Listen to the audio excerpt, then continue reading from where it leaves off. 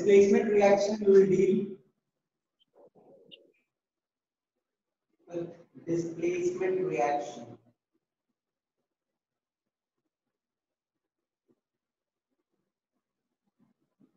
Okay. और यदि देखी जाए रिएक्टिविटी चार्ट, तो रिएक्टिविटी चार्ट में मैंने आप लोगों को जो याद करने बोला था, सबसे पहले potassium, okay, very reactive, sodium, calcium, magnesium, aluminium, zinc, iron, nickel, tin, lead, hydrogen, copper, mercury, silver, gold, platinum. Okay, ये सारे मैंने आपको याद करके आने बोला था कि ये जो सीरीज है ये बड़ा इंपॉर्टेंट है। जो सबसे ऊपर में है वो वेरी रिएक्टिव है, जो नीचे जैसे ही आते चल जाओ रिएक्टिविटी क्या होती है घटते चल जाती है। ओके, तो आपके साथ में डिस्प्लेसमेंट रिएक्शन के कुछ स्पेशल फंडे या छोटा मोटा जो होता है वो तो डिस्कशन लास्ट क्लास में किया ही था, और आज मैं आपके साथ इक्वेशन जिक्र करूंगा। ओके, देखो आपके बेनिफिट के लिए मैंने ये लिख दिया है, पर आपको ये दिमाग में रहनी चाहिए। Okay, if we will talk of copper sulfate, copper sulphate का मैं एक्वस सॉल्यूशन लेता हूं। I have taken a aqueous solution of copper sulfate, और उसमें मैं क्या करता हूं, लोहे का मेमो लिख के भेज रहे कि तुम नहीं बता रहा। क्या बोल रहे हो बेटा? अरे मेरे मेमो बोलिए। कॉपर सल्फेट को, यदि कॉपर सल्फेट का एक टेस्ट ट्यूब लेते हैं, फॉर एग्जांपल देखिए मैंने एक ऐसा टेस्ट ट्यूब लिया है, ओके, और इस टेस्ट ट्यूब में मैंने लिया है कॉपर सल्फेट, और कॉपर सल्फेट की कलर कैसी होती है? ब्लू होती है। सभी को मालूम है कि copper sulphate is blue colour solution. This is copper sulphate. अब मैं क्या कर रहा हूं, इसमें एक लोहे का कील डाल दे रहा हूं, आयरन डाल दे रहा हूं।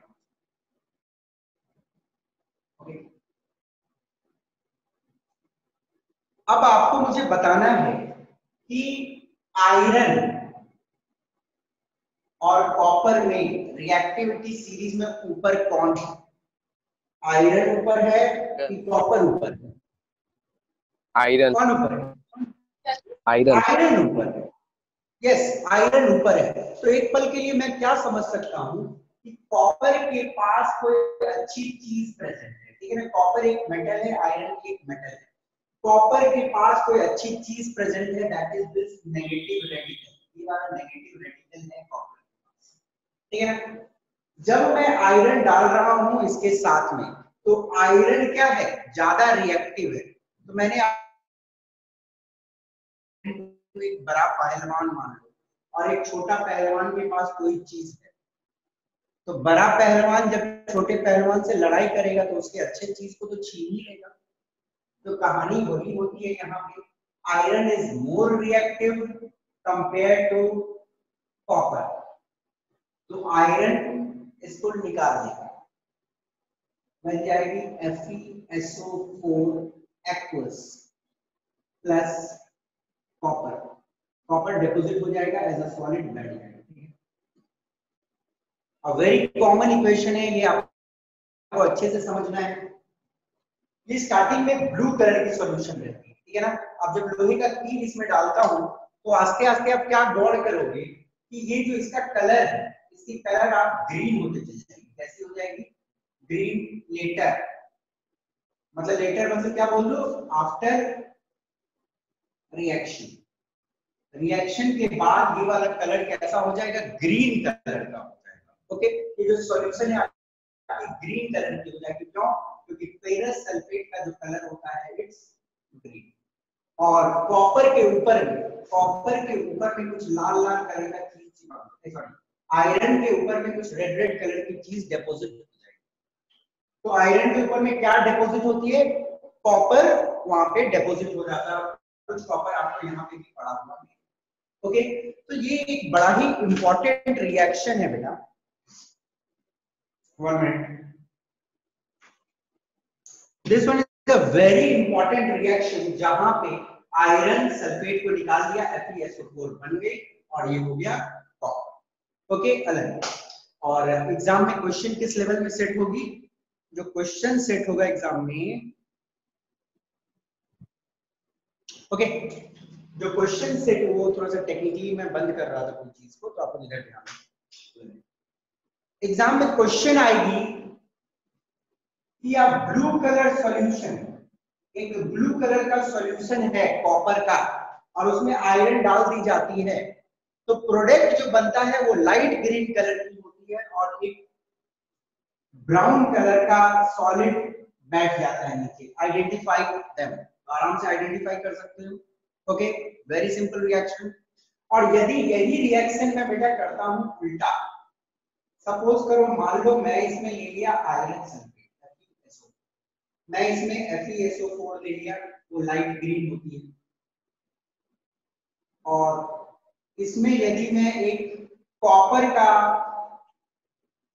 कोई टुकड़ा डाल देता हूं, इसमें मैं कोई कॉपर का टुकड़ा डाल देता हूं, कॉपर पीस, क्या रिएक्शन होगा? No sir. क्या रिएक्शन होगा कि नहीं? No sir. नहीं होगा। No sir. क्योंकि iron sulphate plus copper, iron के पास कोई चीज है, अगर आयरन और कॉपर में कंपैरिजन किया जाए तो आयरन एक बड़ा पहलवान है, तो बड़े पहलवान से एक छोटा पहलवान लड़के उसके अच्छे चीज को नहीं छीन सकता, या बोलो तो उसके रेडिकल को नहीं छीन सकता, तो ये रिएक्शन नहीं होगी। ठीक है ना? आपको बस ये ध्यान देना है कि जो सिंगल डिस्प्लेसमेंट रिएक्शन है उसमें जो ये वाली जो मतलब मेटल होती है वो हायर रिएक्टिव रहनी चाहिए कंपेयर टू इस metal salt solutions. Okay, very simple. तो ये तो एक हो गया। दूसरा, जिंक का यदि रिएक्शन करवा दिया जाए सल्फ्यूरिक एसिड के साथ, ओके, जिंक का यदि मैं रिएक्शन करवाता हूं सल्फ्यूरिक एसिड के साथ, तो अब देखो हाइड्रोजन के पास सल्फेट है, ठीक है ना, और जिंक मैंने डाल दिया है, तो जिंक ऊपर है कि हाइड्रोजन ऊपर है? जिंक। जिंक ऊपर। जिंक। तो क्या करेगा? हाइड्रोजन को डिस्प्लेस कर देगा, बोलेगा यहां से निकलो, और जिंक यहां पे आके बैठ जाएगा, तो बन जाएगी zinc sulphate plus hydrogen. Okay, hydrogen replace हो गई, ये इंपॉर्टेंट चीज है। हाइड्रोजन से ऊपर जितने भी मेटल्स हैं, हाइड्रोजन से ऊपर जितने भी मेटल्स हैं can displace hydrogen from acid. Okay, hydrogen से ऊपर जितने भी मेटल्स हैं वो हाइड्रोजन को निकाल सकता है एसिड से, जिंक सल्फेट प्लस हाइड्रोजन। वहीं यदि मैं कॉपर ले लूं और HCl, लास्ट क्लास में मैंने ये बताया था, ये रिएक्शन होगा क्या? क्या ये रिएक्शन होगा? No sir. नहीं होगा।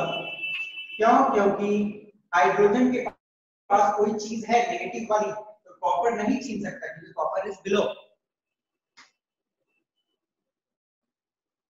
Zinc plus copper sulphate aqueous, zinc solid है और कॉपर सल्फेट एक्वस है, तो रिएक्शन होगी कि नहीं होगी?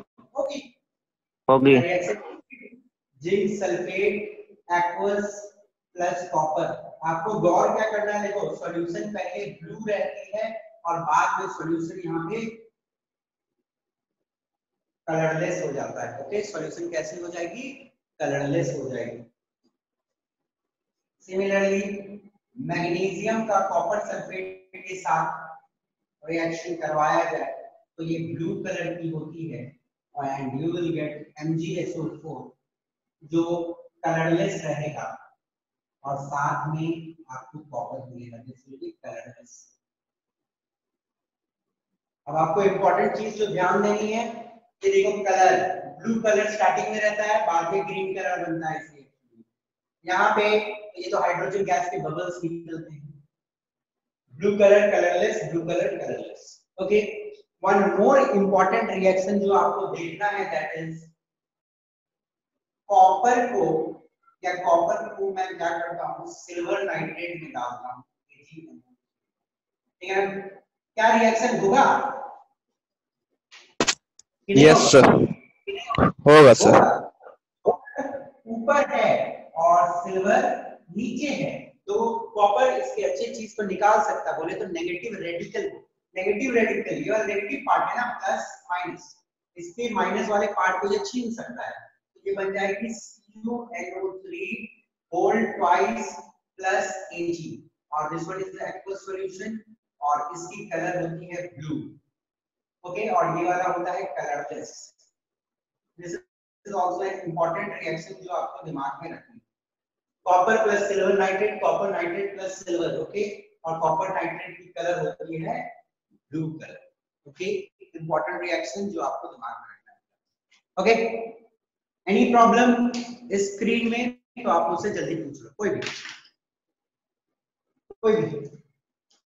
सर सारा रिएक्शन सर, बोलिए बोलिए बेटा। सर सारा रिएक्शन सर वाटर में होता है? क्या बोले बेटा? सारा रिएक्शन एक्वस सॉल्यूशन में होता है, हाँ, और नहीं सर बस वही पूछना था। हाँ, एक्वस सॉल्यूशन होनी चाहिए बेटा, एक्वस सॉल्यूशन होगा तब ना टूटेगा, तब ना ये होगा। अब देखिए एक और छोटा सा रिएक्शन है, यहीं पे लिख दूं, समझ आ जाएगी यहीं से, FeSO4 plus hydrogen sulphide, okay, नहीं एक काम करो, ferrous sulphide plus H2SO, this is FeS, important reaction है, फेरस सल्फाइड, इसका नाम क्या है? Ferrous sulphide. तो यदि आप सल्फ्यूरिक एसिड में डालते हो तो you will get FeSO4 aqueous, जो ग्रीन कलर की होती है, लाइट ग्रीन बोल सकते हो आप, और साथ में आपको एक गैस मिलता है hydrogen sulphide, you get a gas H2S, okay, you will get a gas H2S, और इस गैस का सड़ा हुआ अंडा का जैसा स्मेल होता है, rotten egg smell, rotten egg smell, okay. Important reaction है, सीबीएसई ने हाल फिलहाल के दिनों में इससे कोई क्वेश्चन नहीं पूछा है, और एनसीईआरटी के एक पार्ट में एक इंपॉर्टेंट रिएक्शन है। In the last 6 to 7 years में ये क्वेश्चन नहीं पूछा गया है बेटा, तो चांसेस है कभी पटका जा सकता है इस क्वेश्चन को। ध्यान से देख लीजिए, फेरस सल्फाइड सल्फ्यूरिक एसिड में डाला, डिस्प्लेसमेंट रिएक्शन हुआ, ठीक है। ये देखो, इसको एक्चुअली हम लोग डबल डिस्प्लेसमेंट के कैटेगरी में पढ़ते हैं, तो आप लोग सिंगल डिस्प्लेसमेंट में इसको मत देखो, ठीक है ना, इसको मैं बाद में बताता हूँ ज्यादा अच्छा है, ठीक है, इसको मैं डबल डिस्प्लेसमेंट की कैटेगरी में आ जाती है,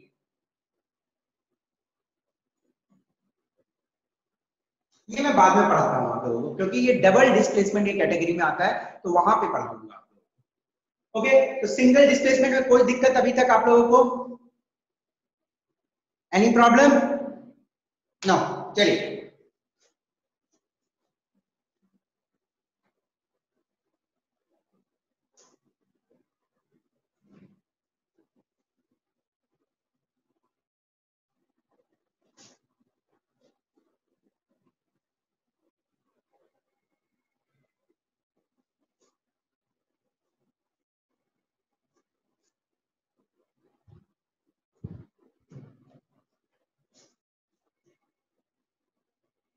नॉन मेटल्स की भी एक रिएक्टिविटी सीरीज होती है। अभी तक हम लोगों ने मेटल्स का रिएक्टिविटी सीरीज देखा, नॉन मेटल का रिएक्टिविटी सीरीज होता है फ्लोरीन, क्लोरीन, ब्रोमीन और आयोडीन।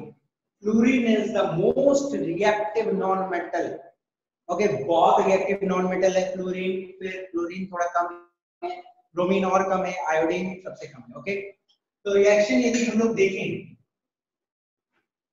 अब मुझे आप एक बात बताओ, मैंने KCl लिया और फ्लोरीन गैस लिया, क्या रिएक्शन होगा कि नहीं होगा? रिएक्शन होगा कि नहीं होगा? होगा सर, होगा। हुआ है कि फ्लोरीन ज्यादा रिएक्टिव है, ओके, फ्लोरीन ज्यादा रिएक्टिव है और Cl इज लेस रिएक्टिव, तो Cl के पास जो पॉजिटिव आयन है उसको ये छीन लेगा, बोलेगा हमको पॉजिटिव वाला पार्ट दो और तुम निकलो, और ये बन जाएगी KF प्लस Cl2, बैलेंसिंग वाला पार्ट आप लोग कर सकते हैं, ओके।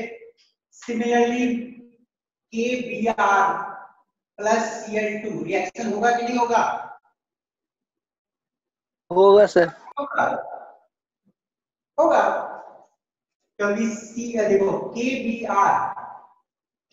आर और Cl2, जरा ध्यान से देखो बेटा, Cl ज्यादा रिएक्टिव है कंपेयर टू ब्रोमीन, है ना। Cl ज्यादा रिएक्टिव है कंपेयर टू ब्रोमीन, तो ब्रोमीन को बोलेगा तुम निकलो यहां से, it will form KCl + Br2। दिमाग लगाओ, आंसर चाहिए मुझे।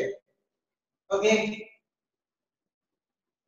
यदि मैं लगा दूं KCl में Br2, रिएक्शन होगा कि नहीं होगा?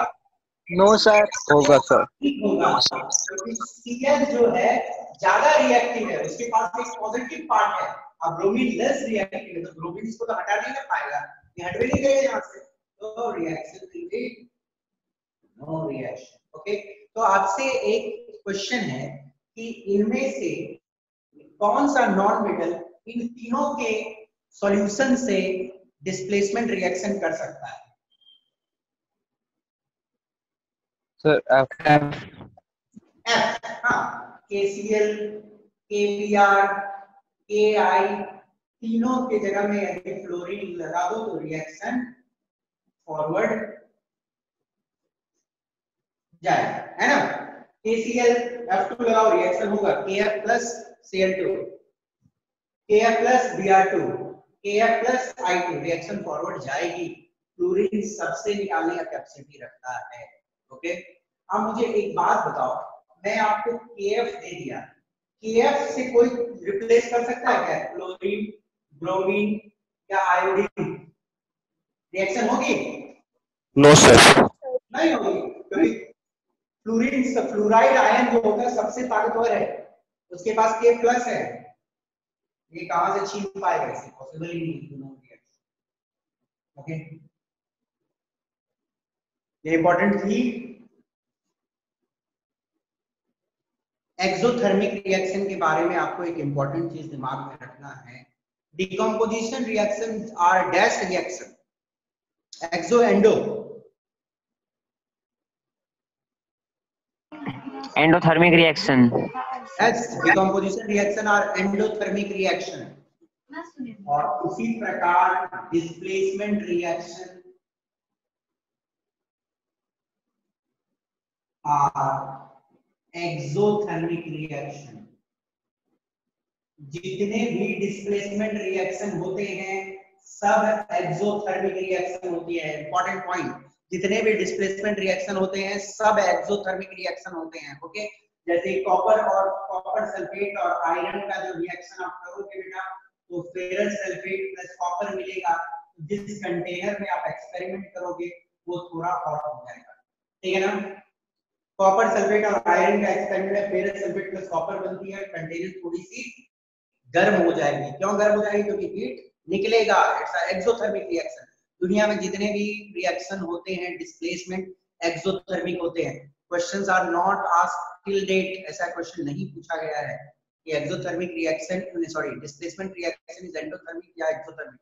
Displacement reaction are exothermic reaction. Okay, और डिकम्पोजिशन में तो दिमाग लगाने की जरूरत नहीं है, तोड़ना है तो एनर्जी उसको चाहिए, है ना। तो डिकम्पोजिशन रिएक्शन जो होती है एंडो होती है, अंदर आता है हीट, और डिस्प्लेसमेंट में हीट बाहर जाती है, एक्सोथर्मिक रिएक्शन। तो I suppose the idea is quite clear with displacement reaction. और यदि डिस्प्लेसमेंट रिएक्शन, हां बोलिए बेटा, पूछो। सर कॉम्बिनेशन रिएक्शन से कौन टाइप का रिएक्शन है? बेटा ये डिपेंड्स, कॉम्बिनेशन में अलग अलग टाइप की हो सकती है, ठीक है ना। वो कंडीशन पे डिपेंड करता है, वो एक्सो भी हो सकती है, एंडो भी हो सकती है, ठीक है ना। कोई डेफिनेटली डिफाइन नहीं है। Okay sir. ओके, क्योंकि नॉर्मली क्या होता है देखो, पर एक चीज दिमाग लगा सकते हो वहां पे भी कि नॉर्मली क्या होता है, कॉम्बिनेशन रिएक्शन में बॉन्ड बनती है। ओके, दिमाग लगाने का थोड़ा सा तो दिमाग लग सकता है, पर डिफरेंट केसेस में थोड़ा कभी कभी डिफरेंट हो जाता है। कॉम्बिनेशन रिएक्शन में बॉन्ड बनती है, और जब बॉन्ड बनता है तो एनर्जी रिलीज होती है, ठीक है ना। आप बोल सकते हो most of the combination reaction are exothermic. Okay, you can tell. Okay, क्योंकि देखो एक सिंपल सा दिमाग लगाओ, बॉन्ड जब तैयार होगा तो एनर्जी निकलता है। ओके, बॉन्ड जब बनेगा तो एनर्जी निकलता है। ओके, तो combination reaction can be called as exothermic reaction, not in every case, some cases हैं एक्सेप्शंस। चलिए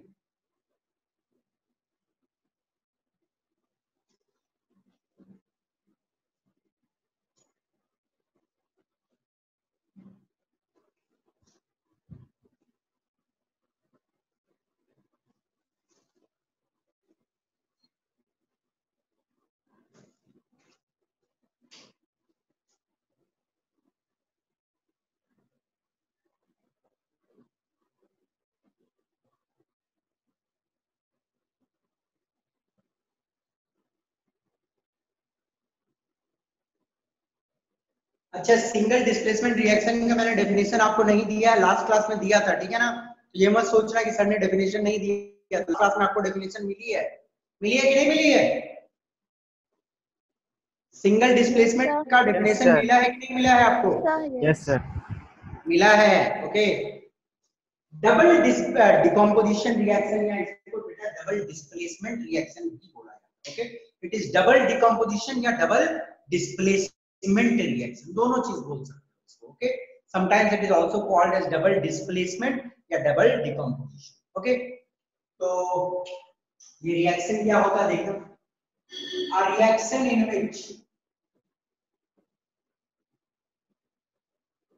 two ionic substances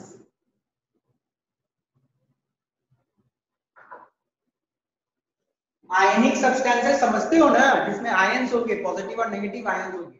A reaction in which two ionic substances in their solution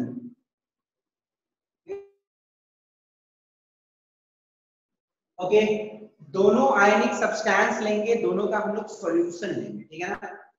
A reaction in which दो ionic substance in their solution exchange their radicals to form new substances, okay। एक छोटा सा example देता हूं, example से idea थोड़ी अच्छे से क्लियर हो।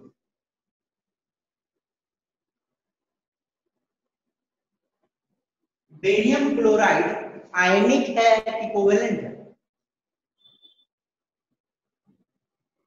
बेरियम क्लोराइड आयनिक कंपाउंड है कि कोवेलेंट कंपाउंड है?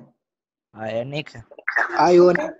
तो बात है ना, देखो ये क्या कैसे बना है, Ba2+ और 2Cl माइनस आयंस है ना, पॉजिटिव आयन और नेगेटिव आयन, पॉजिटिव आयन और नेगेटिव आयन होगा तो हम उसको बोलेंगे क्या, आयनिक कंपाउंड। तो BaCl2 का हम सॉल्यूशन लेंगे, सॉल्यूशन मतलब एक्वस सॉल्यूशन लिया है, पानी में मिलाकर, ओके। और मैंने लिया है सोडियम सल्फेट Na2SO4 एक्वस, ये भी आयनिक है, 2Na+ और SO4 2- पॉजिटिव और नेगेटिव आयन है, ओके। एक ऐसी रिएक्शन जहां पे दो आयनिक सब्सटेंस इन देयर सॉल्यूशन है, एक्सचेंज देयर रेडिकल्स। रेडिकल्स बोलते हैं, देखो इसको ध्यान से, रेडिकल्स बोलते हैं एटम, देखो रेडिकल्स बोलते हैं एटम, क्लोरीन एक एटम है, एटम और a group of atom carrying a particular charge. Radical का मतलब होता है, लिख देता हूं बेटा मैं रेडिकल का मतलब, ठीक है ना, एन एटम और group of atom carrying charge, ठीक है। रेडिकल का मतलब एक एटम या group of atom carrying charge. तो देखो ये एटम है, ये चार्ज कैरी कर रही है, ये ग्रुप ऑफ एटम है, ये चार्ज कैरी कर रही है, बोलने का मतलब आयन, ठीक है। A reaction in which two ionic substance, दो आयनिक सब्सटेंस in their solution, अपने सॉल्यूशन में, एक्वस सॉल्यूशन है यहाँ पे, exchange their radicals, अपने रेडिकल्स को एक्सचेंज करता है। बी बोलता है कि मेरा इसके साथ मन बढ़ गया, अब नहीं रहेंगे हम इसके साथ, हमको ये चाहिए, तो बी गया, इसको छीन लिया, BaSO4 और ये क्या बन गया, NaCl। और इसमें एक इंपॉर्टेंट चीज ध्यान रखने की है कि जो BaSO4 बनता है, जो प्रेसिपिटेट और जिसमें एक्वस सॉल्यूशन, प्रेसिपिटेट जो होती है व्हाइट कलर की रहती है, व्हाइट कलर प्रेसिपिटेट सबको मालूम होगा, इनसॉल्युबल सॉलिड तो मिलता नहीं है। तो समझने में आई सपोज किसी को दिक्कत नहीं होगा, इक्वेशन। हाँ तो और सर इसमें BaSO4 रेडिकल होगा? नहीं, काहे रेडिकल होगा?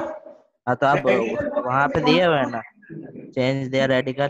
रेडिकल और SO4 2- रेडिकल, रेडिकल बोलते हैं आयंस को, ठीक है ना बेटा, ये ओवरऑल रेडिकल थोड़े, ये तो कंपाउंड बन गया ना। और सर ऊपर में आप दिए है ना, a reaction in which two ionic substance in their solution exchange their radical।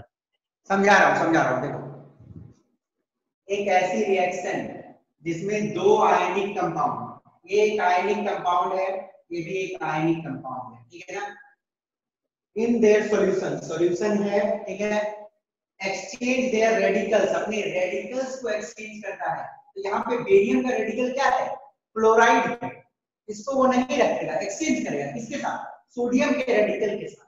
Sodium का रेडिकल सल्फेट है तो उसको ले लिया, BaSO4 बन गया, अंडरस्टूड, प्रेसिपिटेट जाके बैठ गया, ओके, और ये वाला किसका रेडिकल लिया, इसके वाले रेडिकल को लिया, सिंपल है, इसमें क्या समझना, एक्सचेंज देयर रेडिकल्स, रेडिकल बोलते हैं उसके पार्ट को, बेरियम का रेडिकल है यहाँ पे Cl और Cl का रेडिकल है मीडियम, ओके, यस सर, दोनों साथ में है, प्रेसिपिटेट हो गया, अभी तो सॉल्यूशन में नहीं है ना, इनसॉल्युबल सॉलिड बन गया, जब सॉलिड बन गया तब तो आयंस साथ में आ चुके हैं ना, ओके, गॉट इट। तो ये हो गई आपकी एक डबल डिस्प्लेसमेंट रिएक्शन। इस रिएक्शन में सबसे इंपॉर्टेंट चीज आपको याद रखना है कि बेरियम क्लोराइड और सोडियम सल्फेट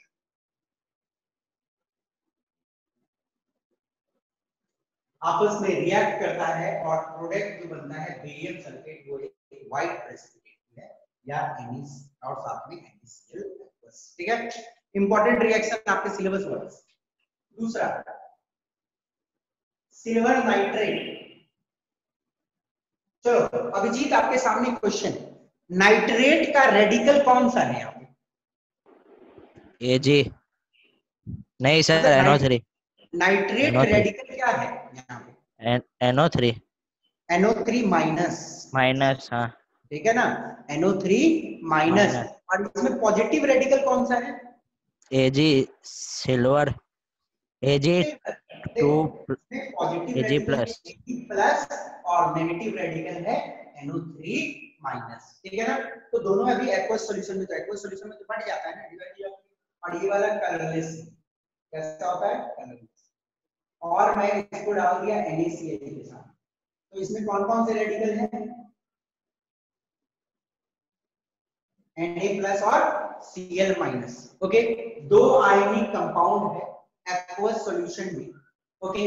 अब ये लोग दोनों अपने रेडिकल को एक्सचेंज कर लिया, रेडिकल एक्सचेंज करेगा मतलब समझो पार्टनर एक्सचेंज कर लिया, इन सिंपल, इसका पार्टनर कौन है, नाइट्रेट है ना, ये अपना पार्टनर को बोला निकलो यहाँ से, दूसरा पार्टनर चाहिए, इस पार्टनर को रखा, तो क्या बना, AgCl प्लस NaNO3। अब मोस्ट इंपॉर्टेंट थिंग इसमें आपको ध्यान रखना है, AgCl भी प्रेसिपिटेट है, और कौन सा कलर का प्रेसिपिटेट है, व्हाइट, ओके। ये दो वेरी इंपॉर्टेंट रिएक्शन जो आपको पढ़नी है, वेरी इंपॉर्टेंट रिएक्शन जो आपके सिलेबस वाइज इंपॉर्टेंट है बहुत ज्यादा, मैं मार्क कर दे रहा हूं। सर ये रिएक्शन सर दोबारा बता दीजिए ना, बता देते हैं सर ये सेकंड रिएक्शन AgNO3 एक्वस है, ठीक है, AgNO3 एक्वस मतलब सिल्वर नाइट्रेट एक्वस है, ओके, NaCl एक्वस है।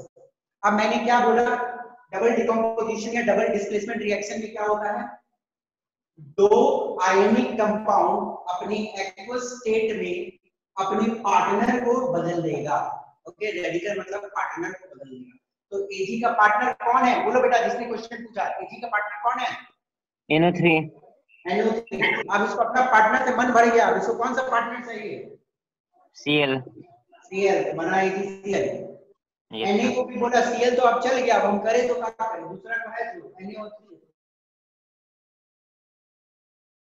कम कहानी, रिएक्शन रटना नहीं है, केमिस्ट्री रटने की सब्जेक्ट नहीं है, समझने की सब्जेक्ट, ठीक है, समझ गए बेटा, भूले वो नहीं ना ये रिएक्शन को, नो सर, हो समझ गया sir. Most important white precipitate दोनों केस में, ठीक है।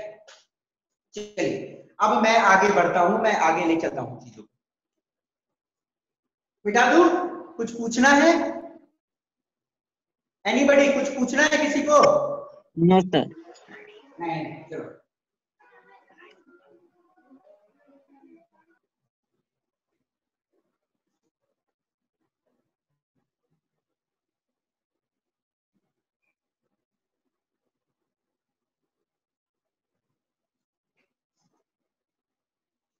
कुछ और इंपॉर्टेंट रिएक्शन जो मैं आपके सामने अभी लिखूंगा जो डबल डिस्प्लेसमेंट है, थोड़े आपके सिलेबस में है, एक जो मैं अभी बताया भी था सिंगल डिस्प्लेसमेंट में आपको, FeS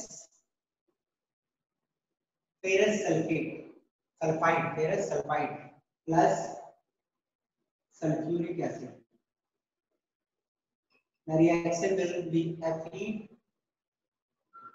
FeSO4 plus H2S। ठीक है ना, Fe का पार्टनर सल्फाइड था, हटा दिया इसको, इसके साथ आ गया FeSO4 और H2S। ये भी बताया था थोड़ा देर पहले, रोटेन एग स्मेल। ठीक है, इसको हम लोग डबल डिस्प्लेसमेंट के कैटेगरी में पढ़ते हैं। Okay, we will study this in double, sorry क्या बोलते हैं हम लोग इसको, डबल डिकम्पोजिशन वाले पार्ट में पढ़ेंगे। बट इस रिएक्शन का एक खासियत है, देखो मैं बता रहा हूं यहाँ, ये सॉलिड स्टेट में, FeS सॉलिड स्टेट में रहता है। ठीक है, सल्फ्यूरिक एसिड में डाल दो तो एसिड तो एक्वस ही रहती है। ओके, FeSO4 एक्वस और ये वाला गैस, तो इस कैटेगरी में थोड़ा सा एक एक्सेप्शन टाइप आप समझ सकते हो कि दोनों एक्वस में नहीं है। ठीक है, ये सॉलिड है, दिस इज सॉलिड। H2SO4 के साथ पूछी जाएगी एग्जाम में, कभी कभी ऐसा रिएक्शन पूछ दिया जाता है और बच्चे कंफ्यूज हो जाते हैं। ठीक है ना, आपको दिमाग लगानी है इसमें, ध्यान से एक बार इस रिएक्शन को देखो बेटा। ओके, ठीक है, ध्यान से देखो, FeS सॉलिड स्टेट है। ठीक है, कंफ्यूज नहीं होने का, FeS is solid state, ferrous sulphide is solid state, sulphuric acid aqueous, FeSO4 aqueous, H2S, rotten egg smell, सड़ा हुआ अंडा का ऐसा स्मेल। दूसरा reaction, copper sulphate plus ammonium hydroxide. कोई बता सकता है मुझे इस रिएक्शन के बारे में, क्या प्रोडक्ट होगा? ये दोनों एक्वस है, ये दोनों एक्वस है। ओके, कॉपर हाइड्रोक्साइड और अमोनियम सल्फेट। वेरी गुड, नाम बताओ बेटा, क्या नाम है आपका? कुश है सर, कुश। भैया कैसे देखो इसका कुश सिंह। कॉपर कौन से सेंटेंस है बेटा? Web back sentence. Copper sulphate plus ammonium hydroxide. भूल गए सर। भूला नहीं हूं, मुझे याद है, मजाक कर रहा हूं। कॉपर सल्फेट एक्वस सॉल्यूशन है, कौन सा है? एक्वस सॉल्यूशन है, अमोनियम हाइड्रोक्साइड भी एक्वस सॉल्यूशन है, तो कॉपर हाइड्रोक्साइड बनी। आप मुझे इसका स्टेट बता सकते हो? स्टेट लिक्विड नहीं, ये प्रेसिपिटेट होता है। एक्वस सर, नहीं, प्रेसिपिटेट होगा तो एक्वस रहेगा, बैठ सॉरी जाएगा। प्रेसिपिटेट होता है। हाँ, ये ये सब बैठ जाता है, it's a precipitate. Copper hydroxide soluble नहीं होती, ओके, वाटर में नहीं मिलता है, ठीक है ना, it's a blue colour precipitate. और ammonium sulphate aqueous. Okay, important reaction है, दिमाग में रखिएगा। कॉपर सल्फेट एक्वस स्टेट में, अमोनियम हाइड्रोक्साइड एक्वस स्टेट में, कॉपर हाइड्रोक्साइड, इसका अच्छा नाम क्या होगा? Cuprous hydroxide, cupric hydroxide. जल्दी कोई बोलो, cuprous hydroxide, cupric hydroxide. Very good, cupric hydroxide और ammonium sulphate. Cupric hydroxide is blue colour precipitate.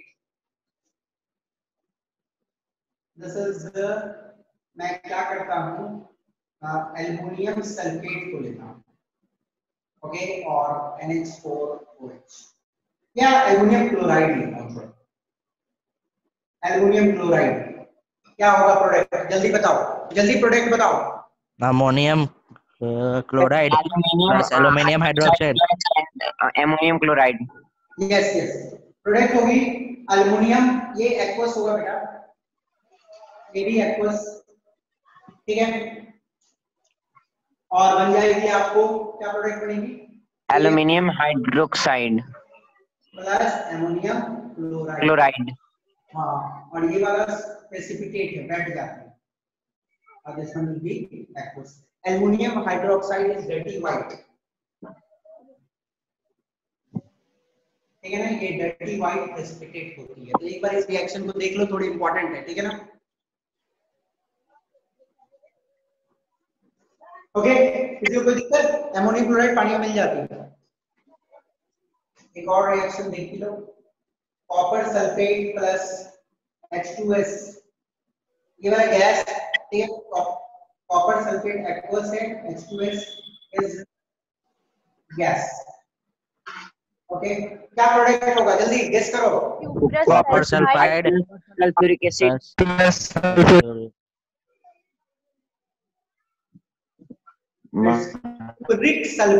Cupric sulphide plus sulphuric acid. Okay, और क्यूपरिक सल्फाइड का कलर कोई बता सकता है मुझे, कैसा कलर होगा इसका? ब्लैक। ओके, और ये सॉलिड CuS। ओके, CuS होती है ब्लैक कलर की प्रेसिपिटेट। तो ये सारे रिएक्शन को एक बार गौर कर लो, इंपॉर्टेंट है। Copper sulphate aqueous hydrogen sulphide gas के साथ रिएक्ट करेगी तो एक्सचेंज कर देता है CuS, ठीक है ना, और H2SO4। Got it? तो देख लो सारे इक्वेशन को, कुछ इंपॉर्टेंट डबल डिकम्पोजिशन रिएक्शन के हैं। हाँ बोलिए, कुछ कोई डाउट? सर हाँ बोलिए। Fe plus sir Fe plus H2O का रिएक्शन होगा sir? Fe plus H2O H पानी के साथ हाँ आयरन का H2O के साथ रिएक्शन होगा, पर H2O को गैसियस स्टेट में रहना पड़ेगा। H2O को गैसियस स्टेट में रहना पड़ेगा, ठीक है ना? वेपर। क्यों सर? हाँ क्यों सर? क्यों? रिएक्टिविटी होती है बेटा। ओके, देखो बता देता हूँ आपको, ध्यान से सुनो। ये मैं वैसे पढ़ाऊंगा मेटल नॉन मेटल चैप्टर में। Potassium, sodium, calcium cold water से रिएक्ट कर सकता है।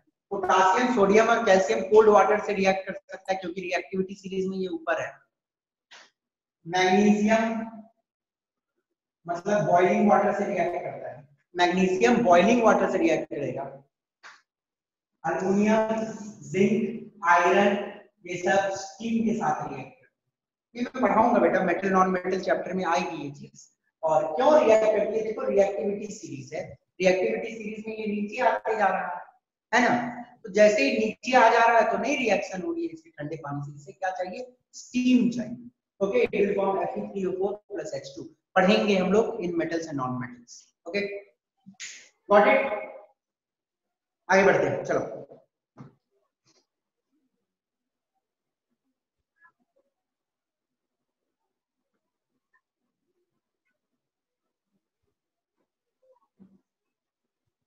तो रिएक्शन और दो कैटेगरी की होती है, एक प्रेसिपिटेशन रिएक्शन और दूसरा इज न्यूट्रलाइजेशन रिएक्शन। वो भी डबल डिस्प्लेसमेंट रिएक्शन की ही कैटेगरी में आ जाती है, but we will not study those thing in this chapter. मैं न्यूट्रलाइजेशन रिएक्शन आपको acid base and salt chapter में पढ़ाऊंगा, उसको हम लोग यहाँ पे डिस्कस नहीं करेंगे। और दूसरा जो होता है आपका प्रेसिपिटेशन रिएक्शन, वो भी कुछ बहुत सारे प्रेसिपिटेशन रिएक्शन तो हम लोग देख लिए ना। प्रेसिपिटेशन रिएक्शन मतलब क्या होता है, प्रेसिपिटेट बनता है। ओके, क्या बनती है, प्रेसिपिटेट बनती है। ओके, तो बहुत सारे प्रेसिपिटेशन रिएक्शन हम लोगों ने देखा, न्यूट्रलाइजेशन रिएक्शन हम लोग देखेंगे इन द नेक्स्ट क्लास, मतलब acid base and salt. Okay, चलिए अब हम लोग आते हैं to a very basic thing. वैसे तो मैं आज ऑक्सीडेशन रिडक्शन आप लोगों को पढ़ाना चाहता था, पर ऑक्सीडेशन रिडक्शन के लिए मुझे थोड़ा सा एक्स्ट्रा ज्यादा टाइम चाहिए होगा, तो ऑक्सीडेशन रिडक्शन मैं अभी नहीं टच करूंगा, probably in the next class मैं टच करूंगा। ओके, तो आज हम लोग आते हैं एक दूसरे टॉपिक पे, जो थोड़ी छोटी टॉपिक है, कोरोजन।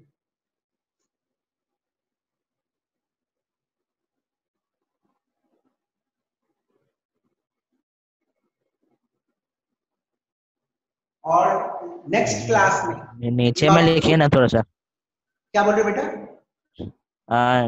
नीचे में लिखिए ना थोड़ा, ऊपर में उससे नहीं दिख रहा स्क्रीन है से क्या? ढक।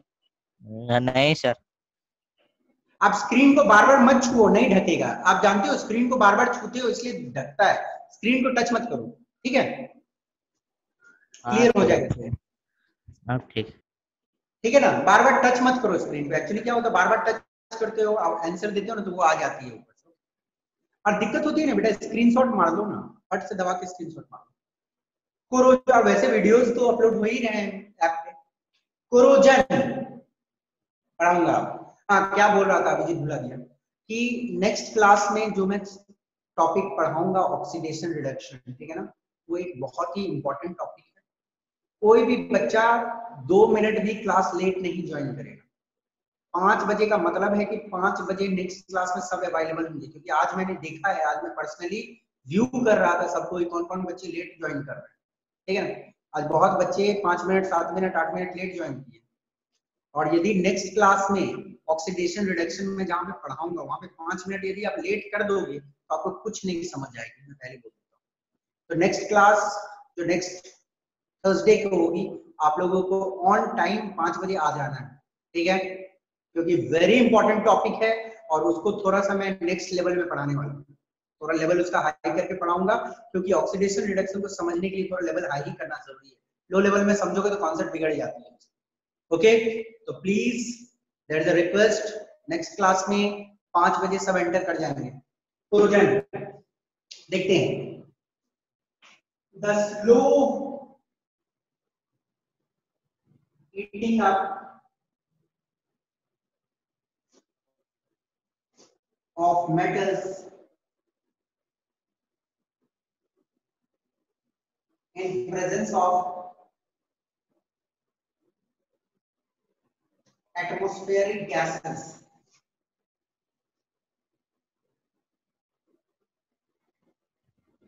okay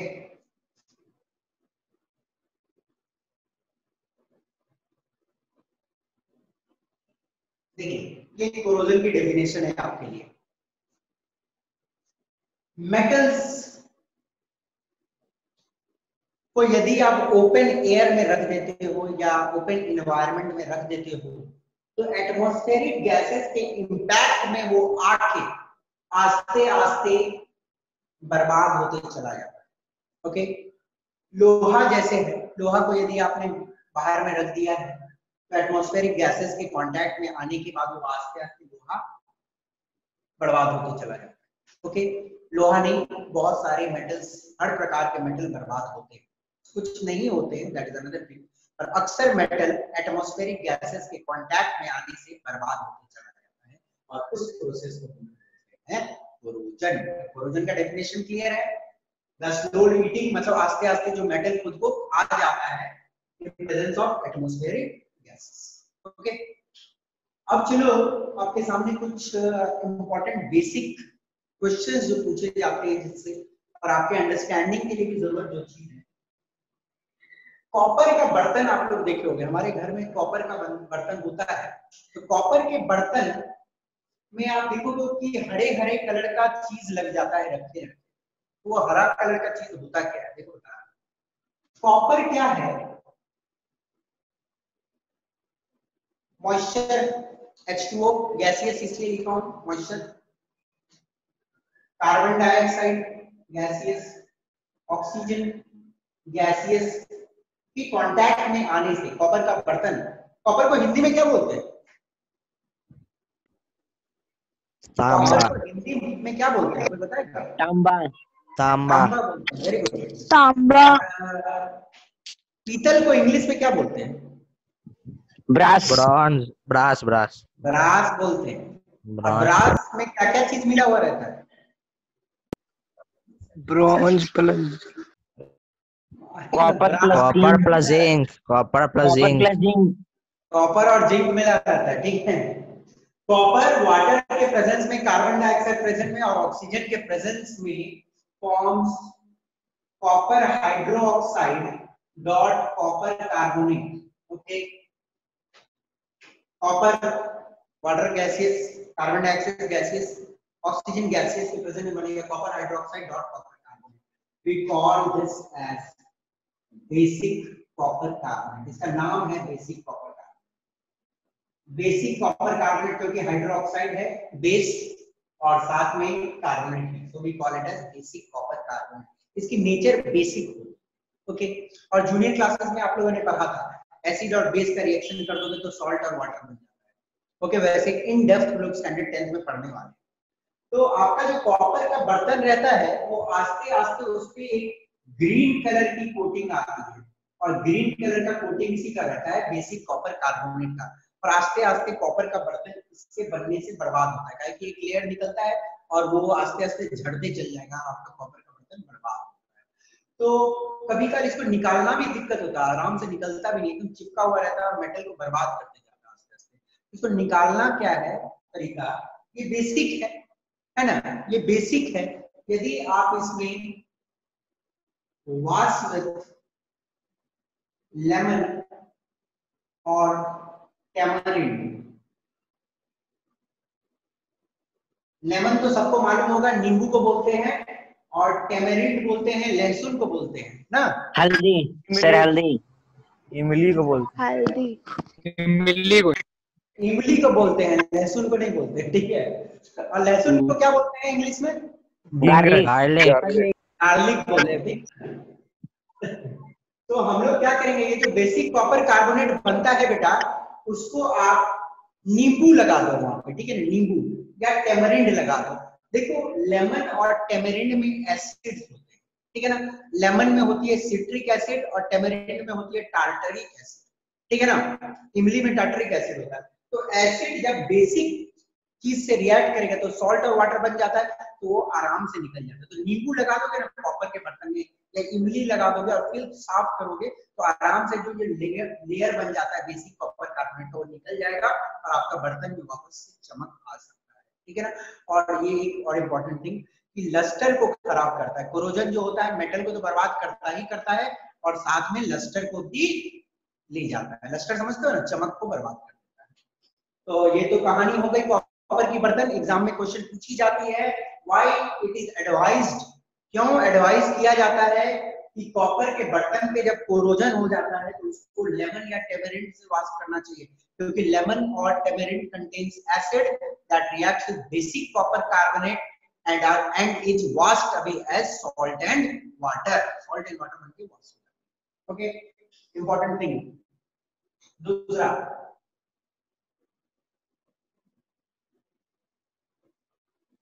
सिल्वर, चांदी जो होता है वो हवा में H2S भी होती है, हाइड्रोजन सल्फाइड गैस होती है, तो उसके साथ रिएक्ट करके Ag2S और हाइड्रोजन गैस बाहर आती है। और Ag2S जो होता है वो ब्लैक कलर का होता है। और किस कलर का होता है? काला कलर का होता है। आपने देखा होगा जो आप चांदी पहनते हो तो चांदी में क्या होता है, काला कलर का चीज लग जाता है। तो इट्स नॉर्मली बिकॉज ऑफ अर्जेंटस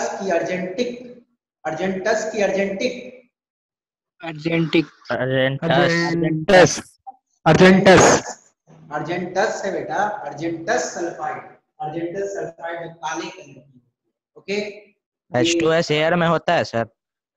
हाँ, नहीं रहेगा भैया, पॉल्यूशन होता है तो जो चिमनी उमनी जहाँ पे होता है ना बेटा, वहाँ पे हाइड्रोजन सल्फाइड गैस निकलती है बहुत ज्यादा। हाँ तो सर ये हवा में ये नहीं मांगता है, अंडा रॉटेन एग नहीं मांगता है? क्या बोल रहे हो? एयर में ये नहीं मांगता है रॉटेन एग जैसा? हाँ, नहीं देखोगे, आप ही के घर के पास जहाँ पे रहते हो वहीं पे देखो कुछ सड़ा हुआ अंडा जैसा कभी कभी महकते रहता है, जो भट्टा था, याद नहीं है? हाँ सर, हाँ भर गया अभी। हाँ, वो भट्टा बंद हो गया, अब नहीं महकता, पर आपने सुना होगा कभी उसे, है ना। तो जहाँ पे भट्ठा रहता है ना बेटा, जहाँ पे कोयला वोयला जलता है, नहीं सिंपल मजाक वाली बात अपनी जगह, कि जहाँ पे भट्ठा रहता है ना तो वहाँ पे हाइड्रोजन सल्फाइड थोड़ा सा ज्यादा निकलता है।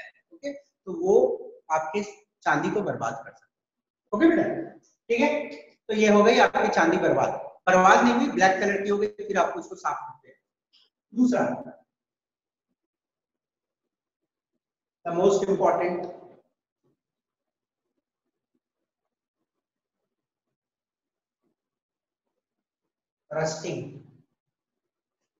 रस्टिंग एक बहुत बड़ा प्रॉब्लम है एक कंट्री के इकोनॉमी के लिए। आप जानते हो लोहे से ब्रिज बनती है, लोहे से ट्रेन बनती है, लोहे से बहुत सारा चीज बनता है, और लोहे में जो रस्टिंग होता है उससे अरबों खरबों की प्रॉपर्टी अपने साल बर्बाद होता है। ब्रिज से वीक होते चला जाता है ना। जो ब्रिज होती है, जो मतलब फैक्ट्रीज में मशीन्स होती है, उसमें जंग लगते लगते आस्ते, और यहाँ दुनिया का दूर छोड़ो, अपने घर के में गेट भी लगा रहता है ना, लोहे का गेट जो बाहर में लगा रहता है, वो भी समय के साथ बर्बाद होता है। मतलब अपने घर का बात करें तो अपने घर में भी तो बहुत सारे लोहे में रस्टिंग होती है। साथ में नेशनल इशू है कि करोड़ों अरबों की संपत्ति बर्बाद होती है हर साल लोहे में रस्टिंग होने के कारण। तो rusting is a special name given to corrosion in iron. The corrosion in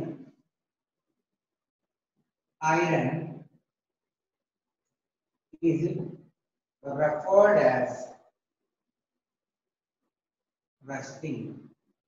Okay, लोहा जो आस्ते आस्ते बर्बाद होता है या लोहे में जो एक परत बनते चल जाती है, मतलब कुसकुसा सा लेयर बनता है, देखोगे ना लोहा में एक लेयर निकल जाता है, उसको दाबोगे तो फुट फुट करके फट के निकल जाएगा लोहा से। Okay, the corrosion in iron, जो आयरन बर्बाद होता है ओपन एटमॉस्फेयर में रखने के कारण, उस प्रोसेस को हम लोग बोलते हैं रस्टिंग। तो लोहे का केस में हम कोरोजन शब्द का यूज नहीं करते, लोहे का केस में हम जो कोरोजन लोहा जो होता है that is special name given rusting. और इसका इक्वेशन मैंने पहले आपके साथ जिक्र किया था, तो जिक्र कर लेता हूं। आयरन, ठीक है ना, iron in presence of oxygen and water molecules forms Fe2O3 dot XH2O। ये फॉर्मूला होता है रस्ट का, ये फॉर्मूला होता है जंग का, ठीक है ना। और ये एक फ्लेकी ब्राउन कलर की लेयर होती है, flaky brown colour. Okay, flaky मतलब निकला हुआ ब्राउन कलर होता है। क्या देखो, जब लोहा में जंग निकलने लगा, ये लोहा है, इसमें जंग लग गया तो आप देखोगे पपड़ी टाइप का कुछ निकलता है, ऐसे फूल जाता है, पपड़ी टाइप का निकलता है। और पपड़ी जब आस्ते आस्ते क्या होता है, हट जाएगा, तो फिर जो नीचे वाला लोहा है वो एक्सपोज हो गया, फिर इसमें पपड़ी लगा, ये भी बर्बाद हुआ। आस्ते आस्ते आपका लोहा क्या है, एक ना एक दिन गायब हो जाएगा यदि छोड़ दोगे उसको ऐसे ही। तो इसलिए बेटर है कि लोहे को रंग देना चाहिए, तो रंगने से वो बचा रहता है।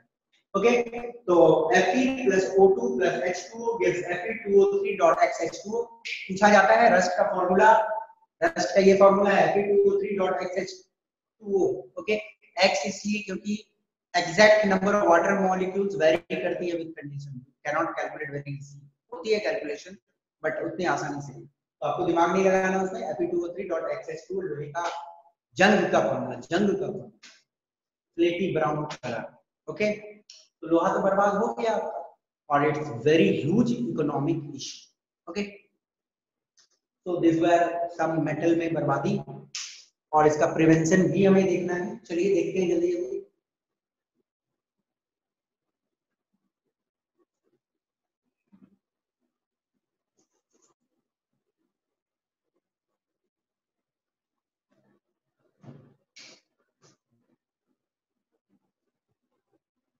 Prevention of corrosion।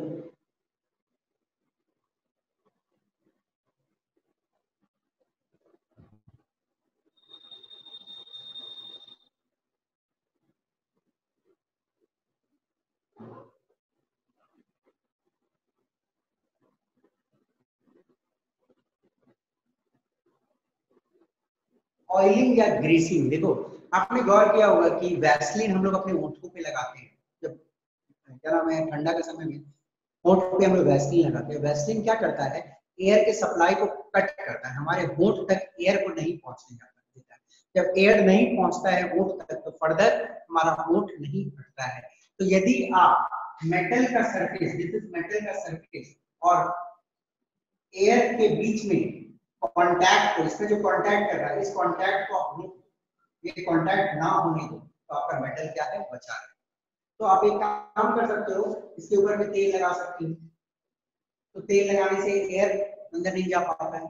Greece machine के पार्ट्स में लगते हैं, बहुत सारा मशीन में देखोगे कार वार के भी बहुत सारे पार्ट में ग्रीस लगाई जाती है नीचे वाले पार्ट में, ताकि जो लोहे की पार्ट है वो कोरोड ना हो। बट ये बहुत ही टेम्पोररी तरीका है, इससे बहुत ही ज्यादा दिन तक प्रोडक्शन नहीं मिलेगा क्योंकि ऑयल और ग्रीस वॉश हो जाती है ना। दूसरा प्रोसेस है पेंटिंग। आप पेंट कर सकते हो चीजों को, पेंट करने से क्या होता है, ये थोड़ा दिन तक ज्यादा प्रोडक्शन देता है। ओके, और मतलब 2-3 साल तक आपका जो मेटल से वो बचे रहेंगे, फिर उससे पेंट यदि निकल जाता है तो फिर से पेंट करो, तो फिर से 2-3 साल बच गया, फिर पेंट कर दो, फिर बच जाएगा। ओके, पेंटिंग ज्यादा इफेक्टिव है, 2-3 साल तक आपको प्रोटेक्शन दे सकता है, ये 1-2 दिन तक प्रोटेक्शन दे सकता है, फिर से आपको लगाना पड़ेगा। एक एफिशिएंट तरीका है galvanisation, the coating of a thin layer of zinc। एक मेटल का सरफेस होती है, ठीक है ना, हम लोग क्या करते हैं उसके ऊपर जिंक का एक परत चढ़ा देते हैं, जिंक का एक परत चढ़ा देते हैं, लाल कलर का नहीं रहता, वो ग्रे कलर का रहता है, ठीक है ना। तो कोटिंग ऑफ जिंक, अंडरस्टूड। तो थिन कोटिंग, पतला सा कोटिंग ऑफ जिंक। आपने सुना है ना कि सोने के ऊपर, मतलब चांदी पे सोना का रंग चढ़ाया जाता है, ये सुने होंगे आप, चांदी पे सोना का रंग चढ़ाया जाता है। इसका मतलब क्या होता है, चांदी के ऊपर सोने का पतला सा लेयर चढ़ा देते हैं, ठीक है ना, ताकि उसको गोल्ड के जैसा लुक मिल जाए, तो आस्ते आस्ते निकल जाती है। वैसे ही हम लोग क्या करते हैं, कोई भी मेटल जो है, लोहा जैसे, उसके ऊपर एक पतला सा जिंक का लेयर चढ़ा देते हैं, ओके। जिससे क्या होता है, जिंक आप देखोगे तो potassium, sodium, calcium, magnesium, aluminium, zinc, iron, zinc activity series में ऊपर है कंपेयर टू आयरन, ओके। इसलिए क्या है, जिंक तो इसको एक लेयर तो प्रोवाइड करता ही है, ऊपर वाला जिंक पहले बर्बाद होता है, फिर उसके बाद आयरन में जंग लगेगी। पर एक और कहानी है कि जिंक यदि 70% तक, जब तक मतलब 60 to 70% तक जब तक पूरी तरह से नहीं निकल जाता है, तब तक लोहा बचा रहता है। अब देखो, मानो इस जगह जिंक निकल गया, इस जगह जिंक निकल गया, तो एटमॉस्फेरिक गैसेस यहाँ पे कनेक्ट कर सकता है और यहाँ पे जंग लगा सकता है, पर ऐसा नहीं होता है। जिंक का लेयर यदि यहाँ पे निकल भी गया तो यहाँ पे जंग नहीं लगेगा। जैसे क्या है, कोई चीज है, ठीक है, यहाँ पे पेंट निकल गया, मान तो पेंट निकल गया तो इस जगह तो जंग लगने करेगा ना जहाँ पे पेंट निकला है, पर ऐसा नहीं होता है कि जिंक मानो यहाँ से थोड़ा सा निकल गया तो थोड़ा सा जहाँ से जिंक निकला है वहां पे जंग लग जाएगा, ऐसा नहीं होता है। और क्यों नहीं होता है, this is a feed for your brain. आपको ये सोच के आना है, why iron is not, why iron does not undergo rusting till major layer of zinc is not lost। बोलने का मतलब क्या है, क्वेश्चन को समझ लो कि लोहे में क्यों तब तक जंग नहीं लगता जब तक ये जिंक का मतलब मैक्सिमम लेयर नहीं निकल जाता। मानो थोड़ा सा 10% यहाँ से निकल गया तो यहाँ पे जंग नहीं लगेगा। क्यों नहीं लगेगा, क्योंकि एयर तो यहाँ पे कनेक्ट कर सकता है, पर क्यों यहाँ पे जंग नहीं लगेगा जब तक जिंक आसपास में बचा हुआ है। ओके, मतलब सिंपल बोलने का मतलब कि राजा है एक, राजा के जो 2 बॉडीगार्ड है वो मर गया, पर जो और कुछ एक भी बॉडीगार्ड उसका या 4-5 बॉडीगार्ड जिंदा है, फिर भी राजा को नहीं मरने दे रहा। वही हाल है, आयरन में रस्टिंग नहीं होने दे रहा है जब तक आसपास में जिंक जिंदा है। क्यों ऐसा हो रहा है, आपको ये सोच के आना नेक्स्ट क्लास में। ओके, ये मैं डिस्कस करूंगा और रेंसिडिटी बताने के बाद 2-4-5 मिनट का रेंसिडिटी टॉपिक है, फिर I will move to oxidation and reduction topic, very important topic. आराम से आइएगा जल्दी से क्लास में। Okay, so thank you for today, meet you in the next class. Thank you.